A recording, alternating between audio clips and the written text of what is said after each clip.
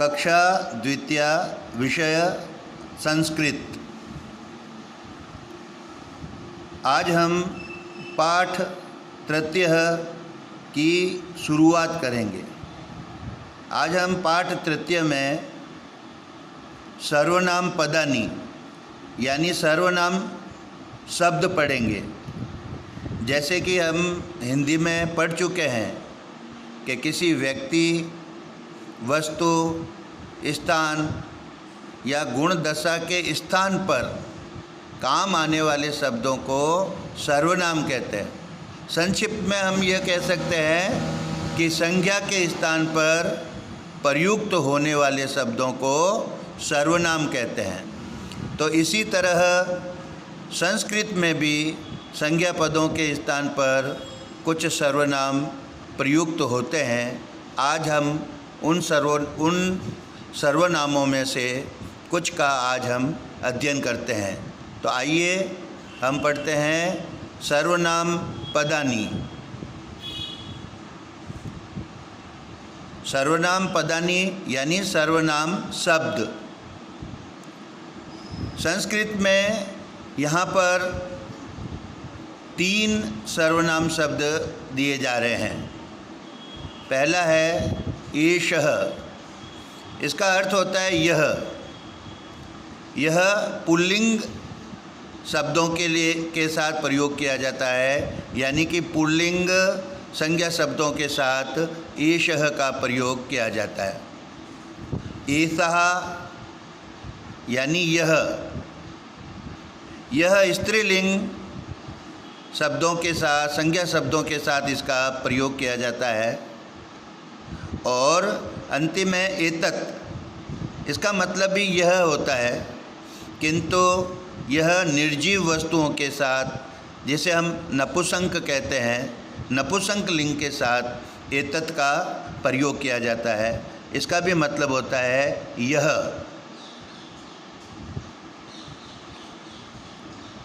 उदाहरण के तौर पर एषः शिवः।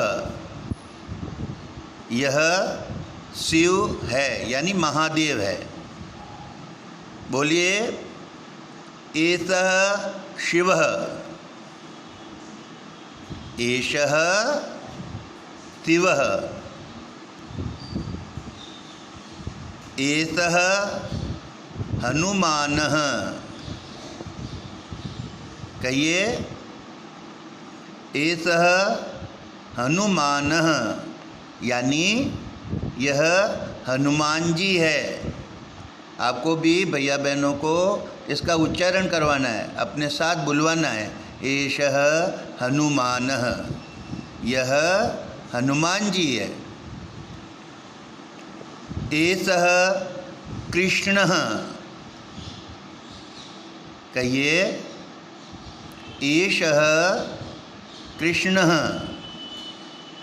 इसी तरह अपने भैया बहनों को भी बुलवाइए। एषः कृष्णः।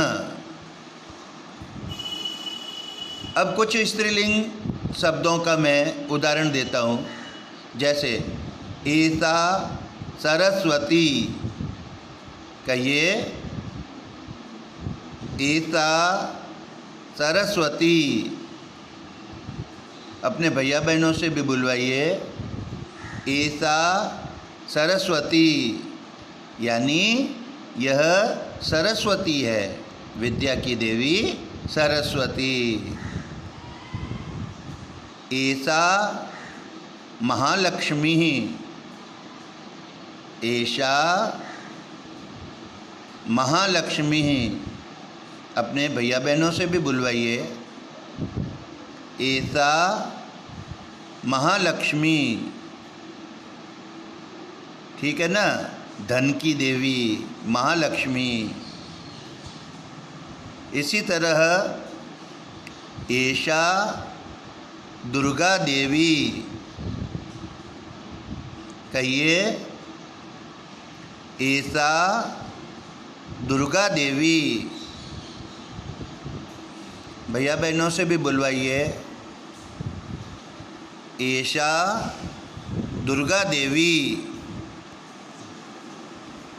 अब हम नपुंसक लिंग के कुछ उदाहरण देखते हैं। जैसे उदाहरण के तौर पे सामने एक मंदिर का चित्र है।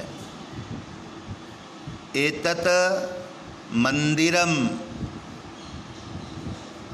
बोलिए एतत् मंदिरम।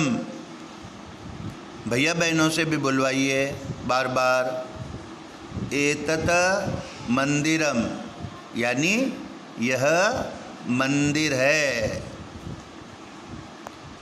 एतत् कमलम, कहिए एतत् कमलम।